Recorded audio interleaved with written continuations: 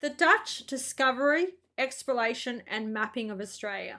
G'day guys, how's it going? My name is AussieTash. This particular video was suggested to me by two of my Discord members, one who lives in the Netherlands and one who lives in Canada. Oh my gosh, I love these videos. I know that the Dutch landed on Australia before the British colonized it in 1770. So I'm really interested in learning more about what happened when the Dutch landed at Australia and why they didn't settle here. But before we do, guys, please make sure to jump on and smash that subscribe button. It will really help the channel grow. Okay, let's get into this video. The Dutch discovery, exploration, and mapping of Australia. Let's roll. Exploration and cartography are intertwined. Exploration is how geographic knowledge is often gained, and exploring new lands is dependent on the understanding of the geography that is already known. Even today, with our modern tools, this is still true. In this video, we'll take a glimpse at this relationship by looking at a part of the world that was once filled in by a piece of a mysterious landmass that kept the world from tipping over, and through part of its transition to a real landmass that we know to exist today. That's right. Specifically, this video will cover the contact, exploration, and mapping of Australia by the Dutch in the 17th century, which was named by them New Holland. That's correct. As I so often do when beginning my research, let's go to raremaps.com. And once again, search for Australia. This guy's we'll sort the YouTube maps channel by is issue really date. good. There's the Java La Grande map we covered in part 2 of this series. Well, look at the prices of these maps. But on the early to mid 17th century maps, we see this. $14,000. Europeans had officially made contact with Australia. Wow. This was done by Dutch explorer Willem Janszoon. He was sent by the Dutch East India Company, also known as the VOC, to explore New Guinea and other unknown lands to the east and south of it. The voyage's purpose was to search for potential trade opportunities, but also to find the fabled gold in the region, a rumor that went back centuries to the stories of Marco Polo. Well, there's gold in The Australia. original chart and ship's journal have been lost. However, a manuscript copy of the original chart showing the details of the voyage was made around the year 1670. But Janszoon and his crew sailed just short of the Torres Strait, which separates New Guinea and Australia. So he actually mistook the Australian coast as a continuation of New Guinea.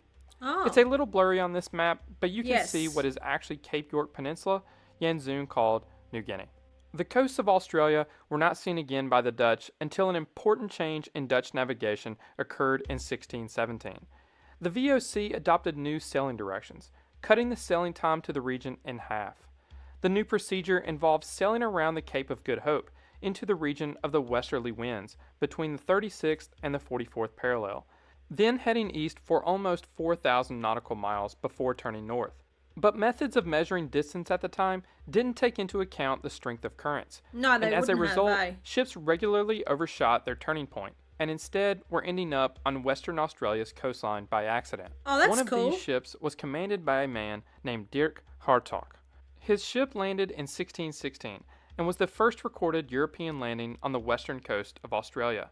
The discovery is shown here. Okay, oh my gosh, well that's really cool. So, 1616, that's when the first Dutch boat landed in Western Australia, landed in Australia. Mate, that happened before, obviously, 1770, when Captain Cook come here. So, yeah, mate, the Dutch, they found Western Australia. They called it New Holland, but they didn't colonize it. Why? What happened? We might find this out in this video. Not quite too sure if we will. I do have another video that was suggested to me by the same two people. It's entitled, What Would Australia Be Like If It Was Colonized by the Dutch? We'll watch that next. Let's keep on going on in this video. This is really interesting stuff. Here, on this 1630 world map, published in an atlas engraved by a man named Peter van den Kier, and was made for Johannes Kloppenburg, another Dutch cartographer. It was the first atlas that possessed a map that showed any part of the Australian coastline. But this world map is a reduced version of a 1625 world map by Jodocus Hondius II, who died in 1629. This 1625 map was the first world map to show the Dutch encounters with the west coast of Australia. That's cool, man. It's not included on another 1630 world map by Henricus Hondius, the year after his brother Jodocus Honnius II died. Were they brothers? These inconsistencies are common in 17th century cartography, and it's often tough to explain why. Sometimes discoveries show up, disappear on published maps soon after, before finally permanently sticking. But the maps being made for different purposes and projects being started years in advance are possible reasons. What's interesting though is that this 1630 map includes information of a 1623 voyage to Australia, which is obviously later than the 1616 information included here. Which makes the absence of the information and instead putting Terra Australis back as covering the area even more confusing. In 1623, another VOC explorer, Jan Carstens, sailed much of the same route as Jan Zoon had in 1606. We know these are his contributions on the map because all the place names were established by him. This exploration was deliberate. Carstens' purpose of the voyage was like Jan Zoon's, to look for ways to make a profit, so he charted rivers on the Cape York Peninsula's coast. So it wasn't by accident. Possible inland routes would be important in the search for natural resources and trade. There are also other voyages not included in this 1630 map that occurred before 1623, but they were all accidental in nature. Oh, okay. This is a 1627 map by Dutch cartographer Hessel Gerrits. These contacts with Australia would have likely shown up on his maps before other prominent cartographers because he was the official VOC cartographer at the time. Wow. Keep in mind, north is pointed to the left on this map. These contacts include one in 1618, which was commanded by Willem Jan Zoon himself, one in 1619, and another in 1622. On an updated Gerrits map, we see a couple more contacts. One on the southern Australia coast in 1627, and another in the northwest in 1628. To make the Hondius maps even more confusing, the family published a 1636 map of South and Southeast Asia that included the northern contacts. Yet their world maps... Okay, oh my gosh, just think about these maps and how old they are. That is absolutely insane. The information on the Dutch discovering Australia, landing in Australia, and the mapping of it, it's all a little bit up and down, but yeah, man, this is such interesting stuff. You're gonna have to forgive me. Some of it is going straight over my head, but I'm loving it and I'm finding it so fascinating. I love old maps. I love old books. I have traveled to Europe. I have traveled to Vatican City, and I just love the smell of old books, old buildings. So yeah, this is really fascinating stuff, eh? And did you see the prices of some of those maps? Where are these real maps, mate? They'd have to be stored somewhere pretty fancy, eh? I have absolutely no idea.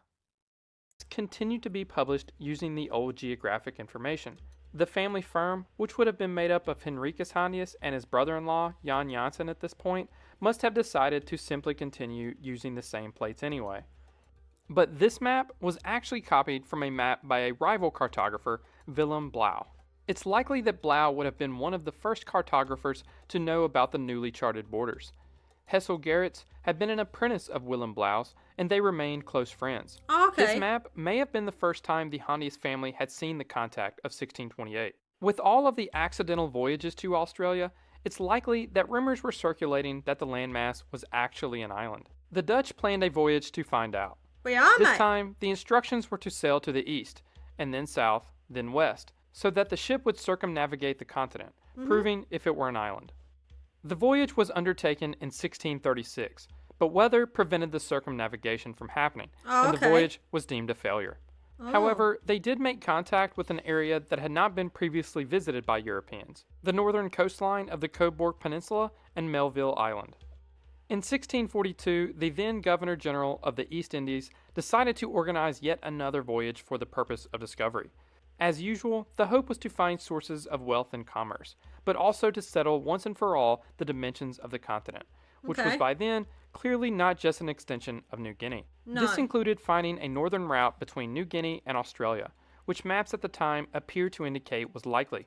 In fact, just months after Willem Jan Zoon had run into the continent back in 1606, a Spanish sailor, Luis Vaz de Torres, whom the strait is named after, had sailed through it. Though he never actually laid eyes on Australia to his south, and his discovery would not be widely known until 1770, after a Scottish geographer came across his accounts and published them. The person... Okay, so the Dutch have not landed in Australia on purpose yet. It's all been accidental. The one voyage, that they did set out to land in Australia was deemed a failure due to weather conditions and all that sort of stuff. So, yeah, there is something I remember seeing that, a boat did land here and some people stayed and some people left. Whether they went to New Guinea or whether they sailed back to the Netherlands, we're not quite too sure. Where that ship, it just disappeared. So they have no idea where the ship was. And the people that were in Australia, that stayed in Australia, we don't know what happened to them. I have seen a video on that before, but mate, when I seen that in high school. So yeah, unfortunately, I sort of remember things. So I'm hoping to find out more from these videos because these are really, really cool. And I love how they've got the Dutch-Australian connection. That's really cool.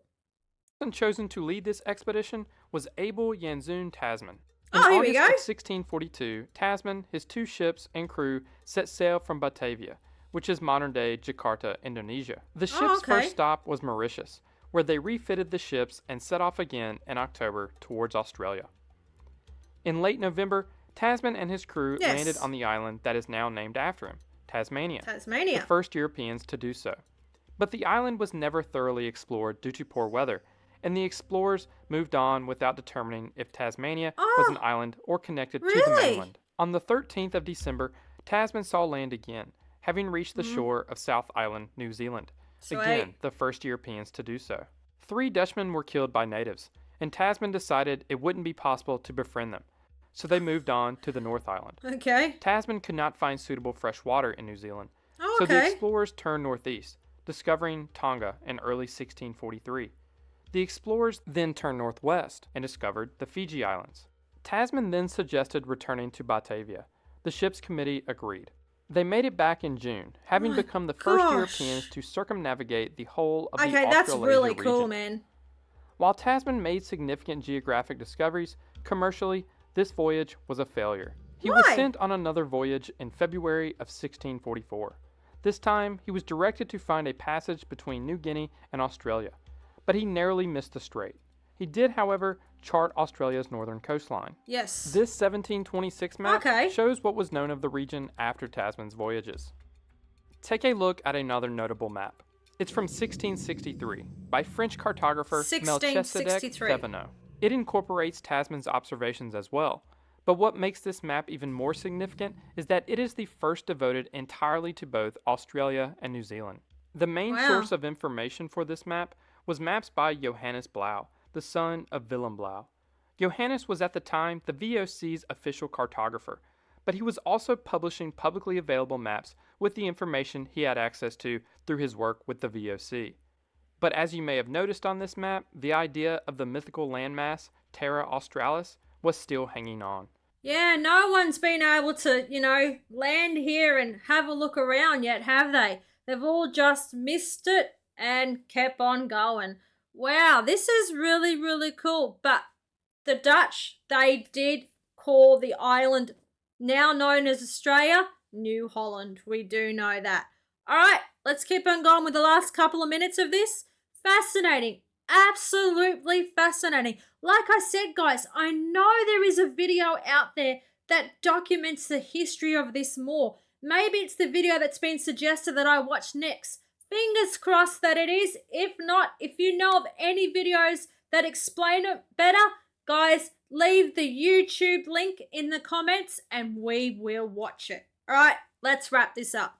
This is the shape that Australia would keep on maps for more than a century. 100 years! Another noteworthy voyage wouldn't be made to New Holland again until 1696 to 97, when a voyage was sent to find any survivors of a shipwreck. During the voyage, a cartographer aboard the ship created more detailed maps of Australia's west coast. In 1705, a Dutch voyage was sent to make a survey of the north coast, but little was charted, and a 1756 expedition was made for the same purpose, but it achieved nothing. No? After 150 years of exploration, the Dutch lost interest in the continent. Oh, there you go. From what they could tell, it lacked both water and fertile soil. It was seen as unsuitable for permanent colonization. Wow. Though they had named it New Holland, they never actually claimed Australia as Dutch territory. Okay. But just as they lost complete interest and sailed away, 2 other European powers began to take interest in the continent. Yeah, they did. But I'll cover that in part 4 of this series. Well, there you have it. The Dutch, with all their explorations, all their failed explorations, they lost interest in Australia. Mate, they didn't think that we were a sustainable island to colonise. Then the British come in with all the convicts and they colonised Australia. So there you have it. But the Dutch, they were the first to land here. They named it New Holland, and the rest is history. Alright guys, that was the video for today. It was very, very interesting. If you liked it, please jump on, smash the like button, leave a comment, and of course remember to subscribe. That really helps me out. Cheers from down under. Take care. Bye.